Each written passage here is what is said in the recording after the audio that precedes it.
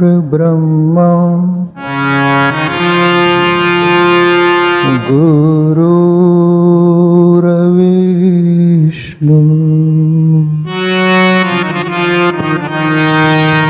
गुरुर्देवो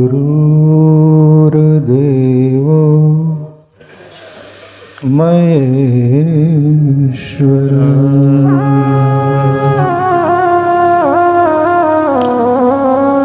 गुरु साक्षात् परब्रह्म तस्मै श्री गुरुवे नमः।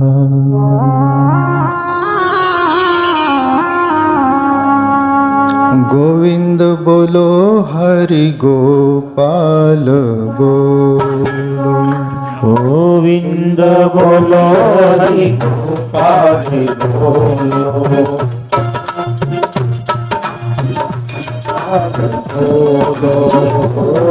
बोलो हरि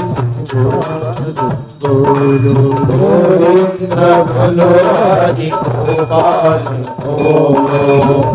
राधा रमण हरि गोविंद बोलो। राधा रमण हरि गोविंद बोलो। राधा रमण हरि गोविंद बोलो। राधा रमण हरि गोविंद बोलो हरि गोपाल बोलो। गोविंद बोलो हरि गोपाल बोलो। गोविंद बोलो हरि गोपाल बोलो। गोविंद बोलो हरि गोपाल बोलो। राधा रमण हरि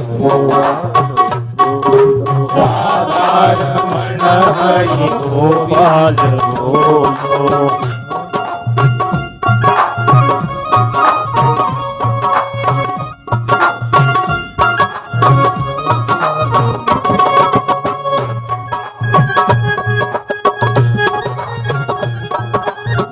गोविंद बोलो हरि गोपाल बोलो। गोविंद बोलो हरि गोपाल बोलो।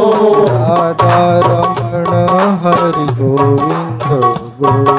राधा रमण हरि गोविंद बोलो। राधा रमण हरि गोविंद बोलो।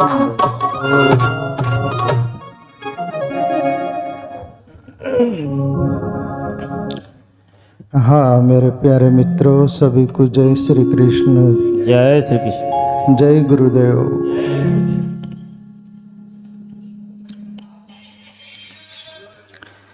प्यारे मित्रों, बापू जी की भक्ति सभा फेरी आप लोग प्रतिमा करते रहते हो जगह जगह गांव में। रघु भाई मालखेड़े के सिंदूरनी के जो भी यहाँ के ना, उनका प्रेम रहा। आमंत्रित किया था, पहले भी कांटेक्ट में रहते, सीधे सरल भाव है, प्रेम है। उन्होंने बोला था कि भक्ति सभा होने वाली बाबा जी सिंदूरनी में मालखेड़े में, जो भी आप आमंत्रित है आप आइएगा। और क्यों ना आए, आप लोगों का हक तो होता है ना। बापू जी के पास हम रहे हैं, छोटे से बड़े हुए हैं। न आत्मबलता, न मनोबलता, न बुद्धि बलता, न और कोई प्रकार का बलता, कोई सबलता नहीं थी। तब बापू जी ने हमको पाला है, पोसा है, छोटे से बड़ा किया है। तो उनका एक छोटा सा लगाया हुआ पौधा था, है, रहेगा। उस पर आप लोगों का हक क्यों ना होगा? आप लोगों का जरूर हक होता है प्यारे मित्रों। और जो बोलते हैं ना, बाप की संपत्ति पर बेटों का हक होता है। बाप की हिरासत जो भी होती है उस पर सभी बेटों का हक होता है, ऐसा आप लोगों का हक और भाव है। तो प्यारे मित्रों, बापूजी का बगीचा लगाया हुआ आप लोगों को देखकर बापूजी की वो याद आती है विशेष रूप में। संताची आगावी प्रेमाचा सुकाळ, नाही तळमळ नाही तळमळ दुःख लेस लवलेस, ऐसा अभंग आता है तुकाराम बाबा का।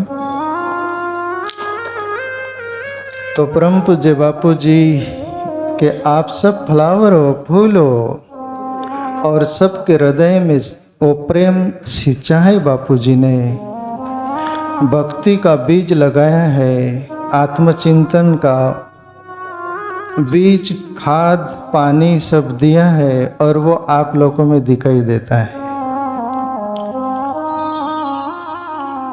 प्यारे मित्रों, अपन सब परिचर्चा करते हुए मैं थोड़ा बापूजी का भी परिचय दूं। परम पूज्य बापूजी के पास हम 14 वर्ष के थे। बापूजी हम जब हमारे गांव में रहते थे सुभाषवाड़ी, हमारे गांव में भी आते थे बापू। और बापू जब नए साधु बने थे, संत बने थे, करीब 2-3 साल हुआ था। आज भी वो चेहरा बापूजी का मेरे आंखों के सामने दिख रहा है। लाल पट्टा सर को बांधते थे और बस में नहीं बैठते थे। मोटरसाइकिल मिल जाए, उस जमाने में 2 व्हीलर मोटरसाइकिल भी कहाँ नसीब थी। आपने बापूजी के मुँह से भी सुना होगा, बापूजी लोखंडिया वगैरह जाते थे उधर बुरहानपुर साइड, तो साइकिल पर तकिए बांधकर पीछे बैठकर जाते थे। बापूजी हमको भी बताते थे, आपको भी बताए होंगे, मुझे यकीन नहीं मालूम है। तो बापूजी ऐसे प्यारे संत थे ना, प्रमाणिक संत थे प्यारे मित्रों।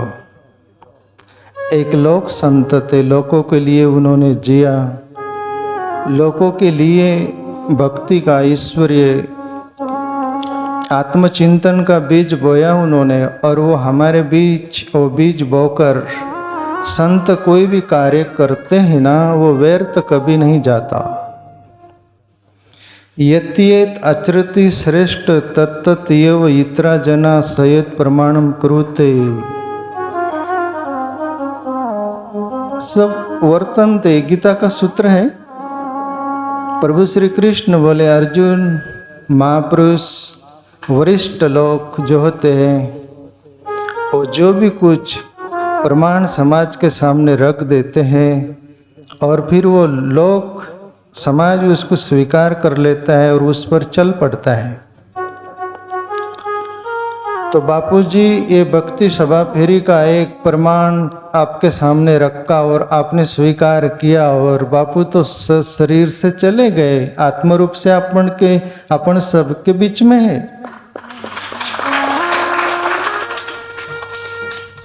महापुरुष शरीर से विदा होते, बदलते हैं, बाकी आत्मरूप में सभी का विश्वात्मा बनकर वो रहते हैं सबके अंदर। आप जिंदगी जिएगा प्यारे मित्रों, ये सोचना बापूजी 24 हॉर्स 24 घंटे हमारे अंदर भी रहते, बाहर भी रहते, सब दूर रहते हैं।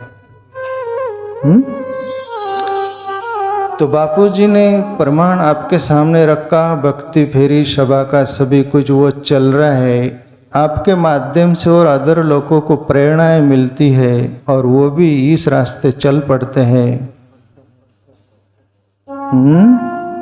तो बापूजी के बारे में अपन चर्चा करें। बापूजी से प्रमाणिक संत थे, ऐसी स्वच्छ चादर थी जो कबीर साहब बोले, ध्रुव प्रहलाद सुदामा ने वड़ी, सुखदेव निर्मल किनी, दास कबीर ने ऐसी वड़ी, जो कि त्यों दर्दिनी चदरिया झीणी रे झीणी। बापूजी की चादर में 12 वर्ष बापूजी के पास रहा हूँ प्यारे मित्रों। एन के इन प्रकार पाल कंटिन्यू 5 वर्ष और 7 वर्ष एम पिचारुकेश्वर दगड़ू बापू का आश्रम फिर बापूजी को सौंपा गया। बापूजी के शरीर शांत होते मैं था उस समय बापूजी के पास। तो 12 साल का मैं प्रमाण बापूजी को दूं, देना चाहिए कि नहीं? हाँ या ना बोलो, देना चाहिए ना। क्यों? बापूजी के निकट रहे, बच्चे की तरह पले हम। बापूजी के गोद में सिर रखकर सोते हुए मैंने अपने आप को देखा है। बापूजी माँ की तरह दुलार करते हुए, ये अगरबत्ती हटा दो। बापूजी बच्चे की तरह दुलार करते हुए हम सभी 3 साधक थे, गोपाल चैतन्य जी और सुखदेव चैतन्य बोलते हैं ना वो, और मैं है ना आत्म चैतन्य। हम 3 ही साधक थे बापूजी के पास प्यारे मित्रों। तो हम तीनों ने बापूजी का बहुत निकट से जीवन देखा है। प्रमाणिक संत जो कबीर बोले, दास कबीर ने ऐसी ओढ़ी जो कि तू धरदनी चदरिया झीणी रे झीणी। बापूजी ने ऐसी चादर ओढ़ी थी और ईश्वर को ऐसी स्वच्छ करके दी जो कबीर ने दी, वही अंदाज में बापू ने भी दी। अब आपको ये प्रश्न पड़ेगा कि बापू ने स्वच्छ चादर करके कैसी दी, उसका अर्थ बहुत गहन है। बापूजी संत बने, साधना करके उस परमात्मा का अनुभव किया और फिर परमात्मा का अनुभव हो जाने के बाद में ये आत्मरूपी चादर पवित्र हो जाती है। जन्म और मरण मिट जाता है। ऐसा बापूजी ने जन्म मरण का चक्कर मिटा के स्वच्छ चादर करके परमात्मा में समा गए। इसलिए कबीर की तरह बापूजी की चादर स्वच्छ लौटी है और अपन सबको प्रेरणाएं दिए कि मैंने भी चादर स्वच्छ करके परमात्मा को लौटा दी है। हे मेरे साधकों, हे मेरे भक्तों, हे मेरे पिपासुओं, हे मुझे चाहने वाले, हे मेरे बच्चों, आपको भी ये प्यास जो मुझे पकड़ी थी आपको भी पकड़ जाए। इस अंदाज में वो प्यास आपको देखकर बापू हमारे बीच शरीर से विदा हुए, आत्मरूप में रह गए और आपने को प्यास जगा रहे। ये अपन जो बैठे हैं ये प्यास ही है। सही जो बई हुई चरणदास की शिष्या, राम तजु पे गुरु न बिसारू, गुरु के सम हरि को न नियारू। एक बार सेजो भाई गुरु पूर्णिमा का दिन था। आसन गुरु जी के लिए डाली है। आंख भर आ रही है, आंखें बंद करते हुए पच्चाप सुनाई देता है कोई आने की आहट। तो सेजो भाई आंख खोलकर देखती मेरे गुरु जी आ रहे क्या। इतनी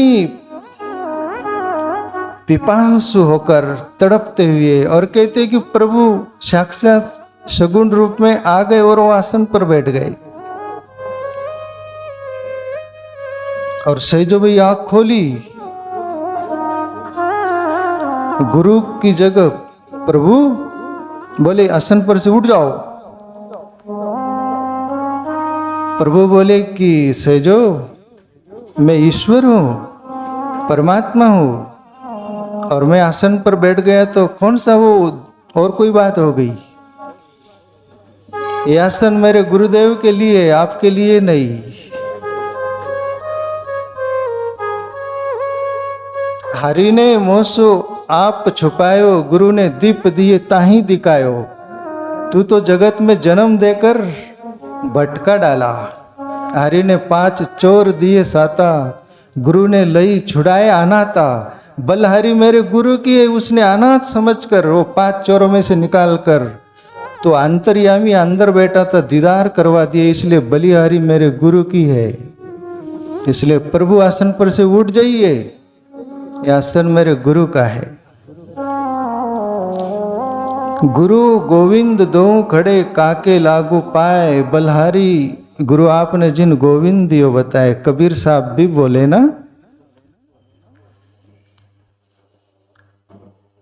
कबीर के सामने भी गुरु गोविंद दोनों सामने खड़े हो गए तो बलिहारी गुरु को ही दी कबीर साहब ने। कारण प्रभु धन्यवाद लाइन का भी। तो चर्चा चल रही थी कि गुरु की बहुत बलिहारी है। बहु काल से सुता खाए रया जम जुता, माने गुरु मिल्या अवधूता जिन सेन बताई। कोई राजस्थानी संत बोले कि बलिहारी मेरे गुरुदेव की मैं जन्म जन्म से सोया था, बहु काल से सुता खाए रया जम जुता, बोले यम का जूता खाता था। बार बार शरीर मिलते थे और शरीर में रहकर थक हार कर वापस लौट जाते थे पुनः पुनः शरीर पर। मेरे गुरु ने ऐसी शैन बताई और जन्म मरण मिठा दिया। तो प्यारे मित्रों, अपने बापूजी जो थे प्रमाणिक संत थे, उनके चादर पर ये जो सफ़ेद चादर होती ना, मैं 12 साल का परिचय बापू का दे रहा हूँ। प्रमाणिकता से उनकी सफ़ेद चादर पर एक भी दाग नहीं था।